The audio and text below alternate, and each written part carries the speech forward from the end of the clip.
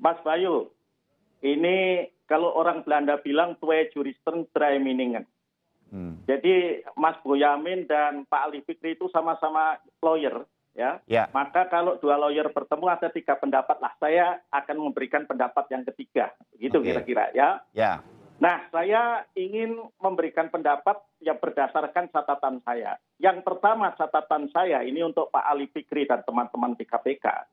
Saya ingin mengingatkan bahwa judicial system kita, sistem peradilan kita, itu tidak menganut prinsip atau asas binding precedent.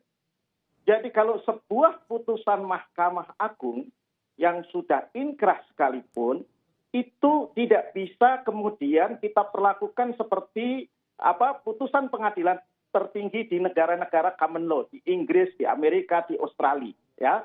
Karena apa? Karena biasa Mahkamah Agung kita itu berbeda pendapat antara satu majelis hakim dengan majelis hakim agung yang lainnya, dan itu dipertontonkan dalam banyak kasus, ya, termasuk dalam kasus PK ketika misalnya melakukan diskon terhadap hukuman, ya, dengan alasan itu menunjukkan bahwa prinsip binding precedent tidak dianut. Jadi jangan kaku juga KPK kemudian berprinsip seolah-olah negara kita ini menganut asas binding precedent seperti di common law. Itu yang pertama. Yang kedua, ya Mas Bayu, yang ingin saya berikan catatan dari Senayan, yang namanya Samsul Nur Salim dan Ijih Samsul Nur Salim ini belum pernah diperiksa. Benar seperti kata Mas Boyamin, dipanggil tidak datang, tidak merespon. Jadi penghormatan terhadap lembaga penegak hukum itu tidak ada. Nah, kalau seseorang yang tidak taat, ya, tidak hormat kepada lembaga penegakan hukum kita, tidak perlu juga kemudian diberi treatment yang sama dengan orang-orang yang kooperatif, ya, yang kemudian memenuhi semua proses hukum yang dijalankan oleh penegak hukum. Ini catatan saya yang kedua, supaya ke depan jangan orang kabur, orang in absentia, kemudian diperlukan perlakuan yang paling tidak kalaupun tidak istimewa, tapi itu sama dengan orang-orang yang kooperatif. Ya, ini juga harus jadi catatan. Memang ya revisi Undang-Undang KPK memberikan kewenangan kepada KPK untuk mengeluarkan SP3.